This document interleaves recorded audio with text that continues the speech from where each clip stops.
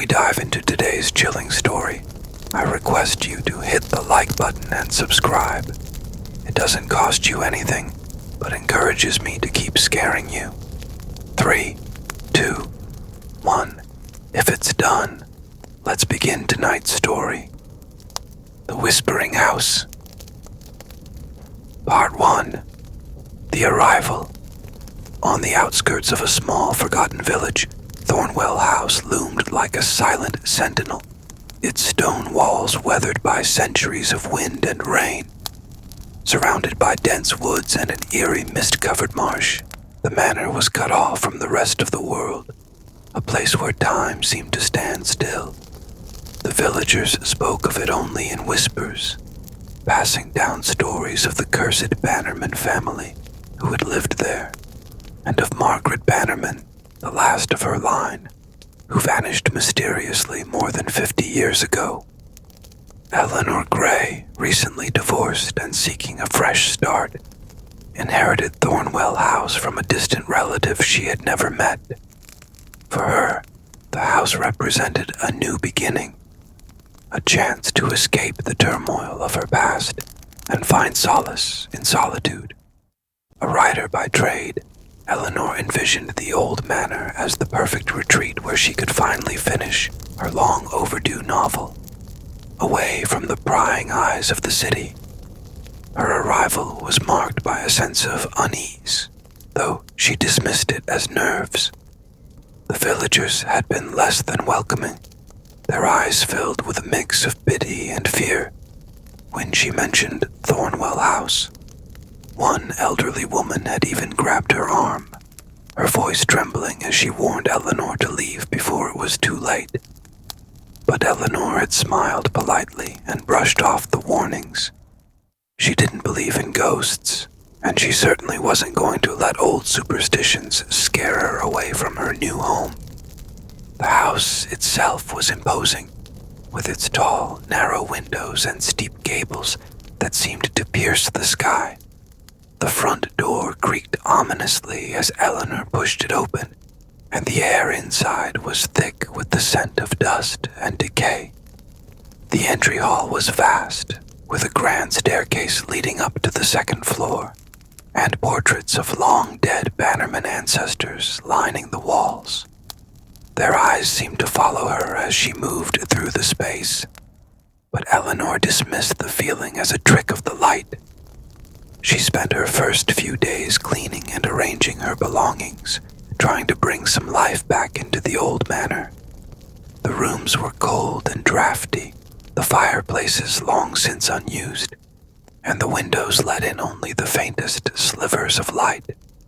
But despite its state of disrepair, there was a certain charm to the place, a faded elegance that hinted at its former glory.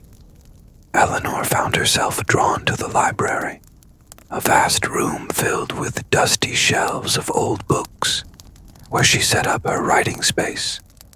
The fire crackled in the hearth, and for the first time in months, she felt a sense of peace. But the peace did not last. Part 2. The Whispers begin. On the fourth night, as Eleanor sat at her desk, struggling with a particularly stubborn chapter of her novel, she heard it, a faint whisper just at the edge of her hearing.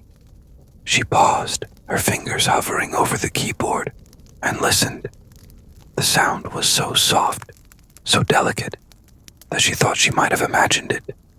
But there it was again, a soft murmur, like the wind passing through the cracks in the walls.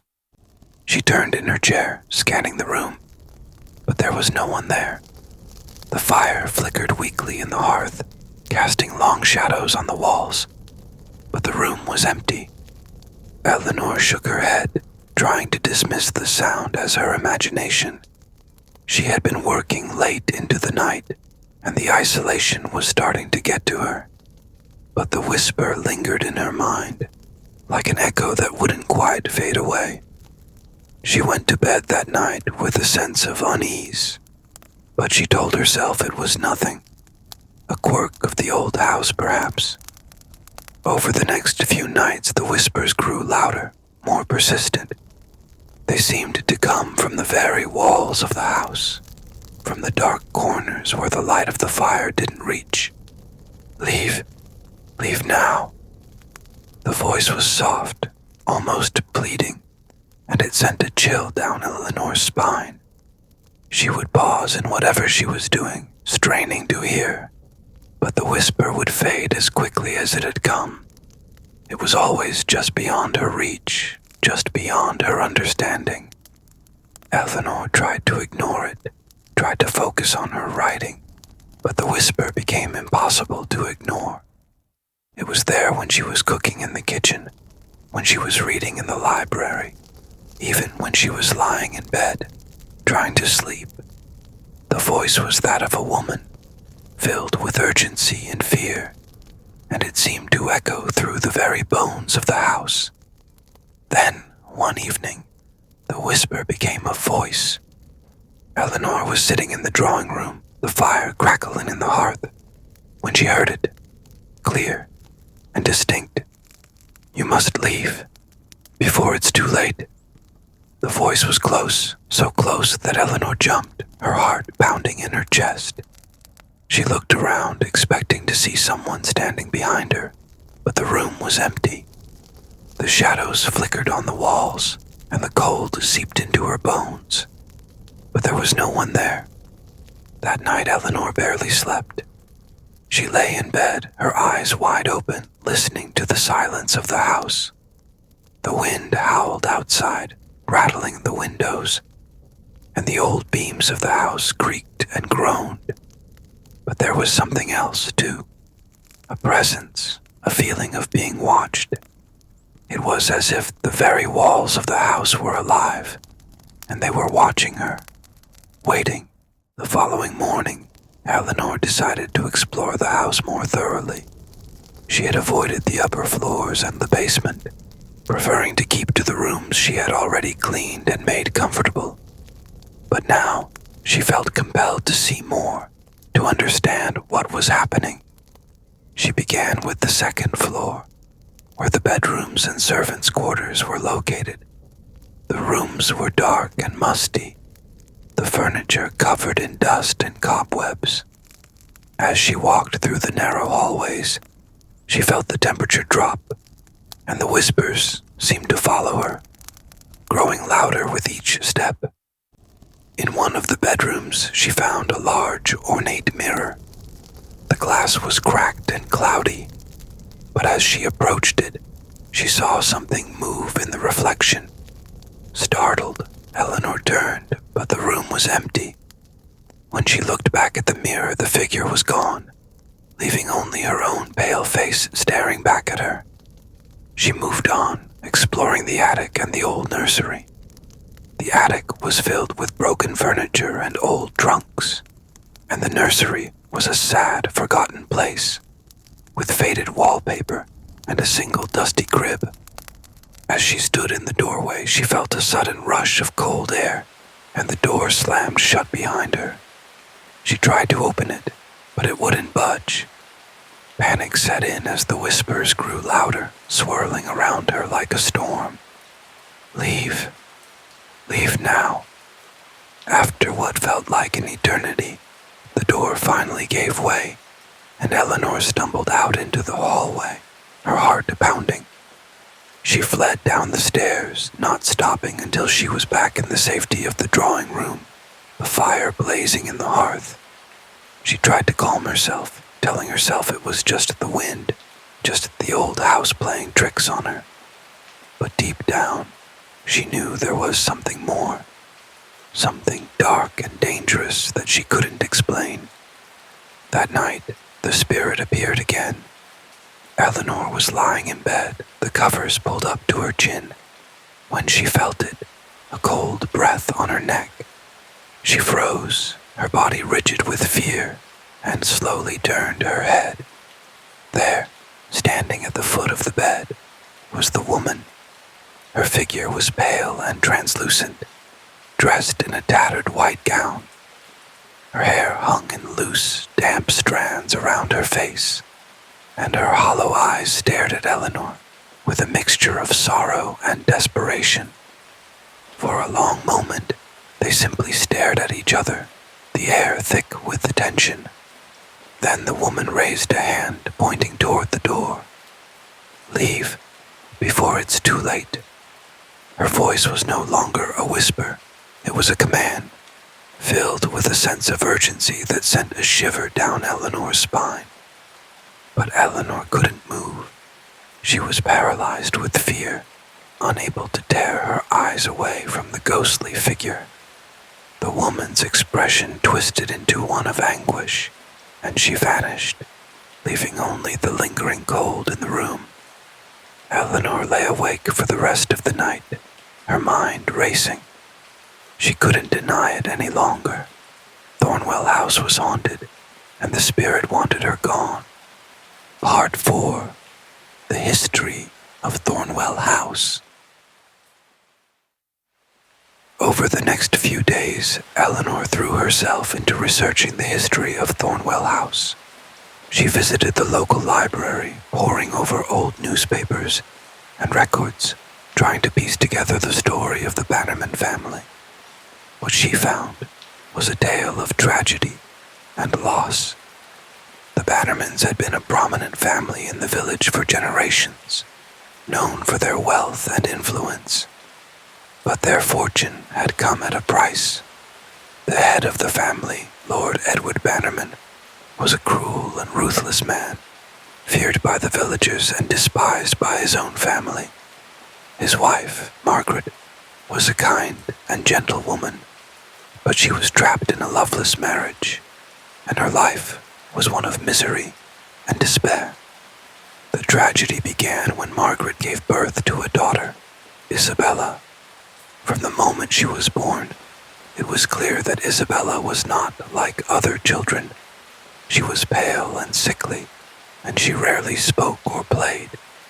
The villagers whispered that she was cursed, that she had been born under a bad sign. Lord Bannerman blamed Margaret for their daughter's condition, and their relationship grew even more strained. One stormy night, when Isabella was just 5 years old, she vanished from her bed. The entire village searched for her, but she was never found. Margaret was devastated, and her grief drove her to madness. She became a recluse, rarely leaving her room, and the house fell into disrepair. Lord Bannerman, consumed by guilt and rage, eventually took his own life, leaving the estate to rot. Margaret lived in Thornwell House for another decade, a ghost of her former self. She was last seen by a servant, wandering the halls in her nightgown, her eyes vacant and lost. After that she disappeared, just like her daughter. The house was left to decay, and the villagers avoided it, believing it to be cursed.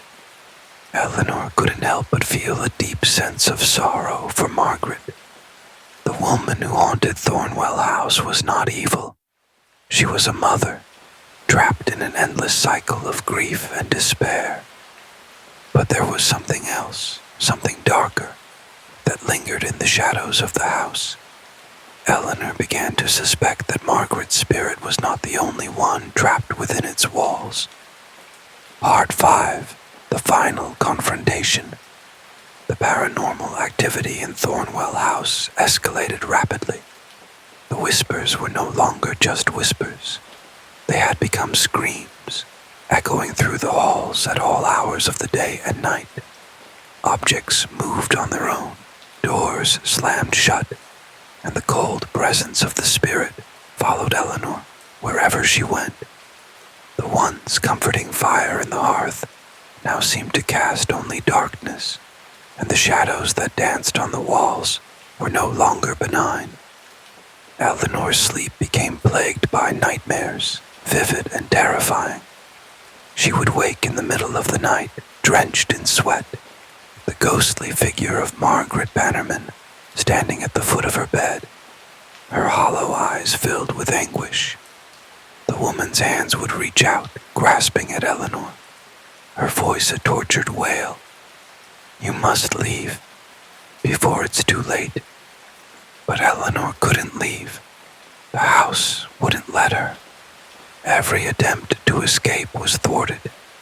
The car refused to start, the phone lines were dead, and the path to the village was swallowed by a thick, unnatural fog that refused to lift.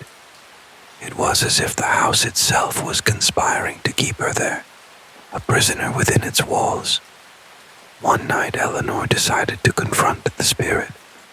She had grown tired of living in fear, tired of being tormented by the whispers and the cold presence that followed her. Armed with a candle and a determination she didn't quite believe in, she made her way to the basement, a place she had avoided since her arrival. The basement was a dark, damp space, filled with old furniture and forgotten belongings. The air was thick with the scent of mold, and the walls were lined with strange, twisted roots that seemed to grow from the very foundation of the house.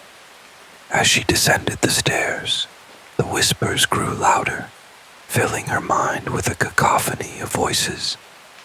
In the center of the basement, she found a small, hidden room. The door was heavy and old, its wood rotting with age. With a deep breath, Eleanor pushed it open. Inside, she found a small, dusty chamber, lit only by the flickering candlelight. In the center of the room was a crude stone altar, and on the altar lay a small, weathered locket. Eleanor felt a chill run down her spine as she approached the altar, her heart pounding in her chest.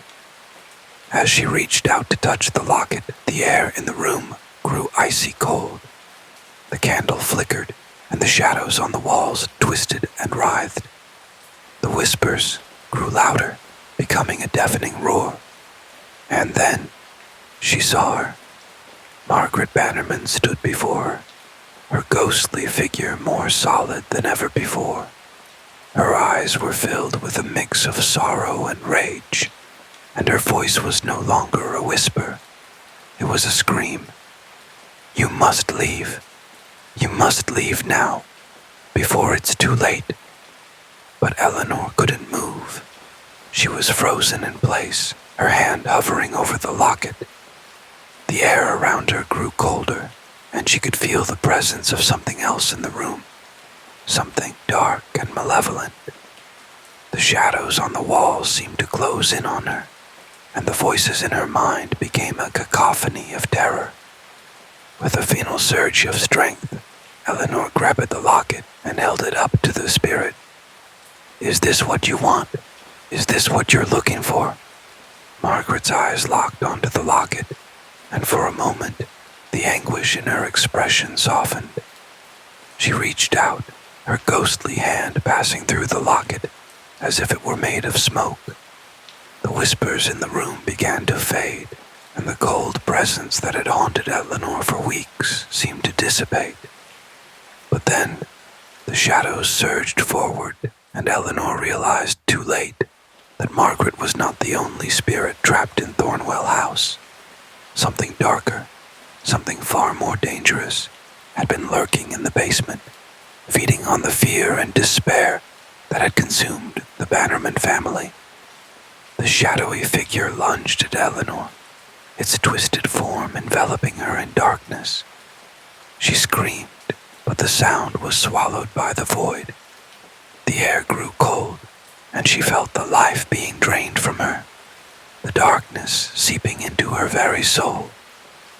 In a last, desperate effort, Eleanor clutched the locket to her chest and whispered a prayer, begging for release. The locket grew warm in her hand, and a bright light filled the room, banishing the shadows and driving the darkness away. When the light faded, Eleanor found herself lying on the floor of the basement, the locket still clutched in her hand. The air was still cold, but the oppressive presence was gone. She struggled to her feet, her body trembling with exhaustion and fear, and made her way back up the stairs. The house was silent, the whispers finally gone. Margaret's spirit had been freed, and the darkness that had plagued Thornwell House for generations had been banished. but Eleanor knew that she could never stay. The house had taken too much from her, and she couldn't bear to remain in a place filled with so much sorrow and pain. She left Thornwell House the next morning, never to return. The villagers found her at the inn, pale and shaken, but alive. She didn't speak of what had happened in the house, didn't tell them of the spirits or the darkness that had haunted her. She simply packed her things and left the village, leaving Thornwell House to its own ghosts. The house remains empty, its doors locked and its windows shuttered. But the villagers still speak of it in whispers, of the lights that flicker in the windows at night, and of the faint sound of a woman's voice calling out for those who will listen. For Thornwell House may have been freed from its darkest curse, but it is still a place of torment, a place where the past lingers like a shadow, and those who dare to enter may find that the whispers never truly fade away.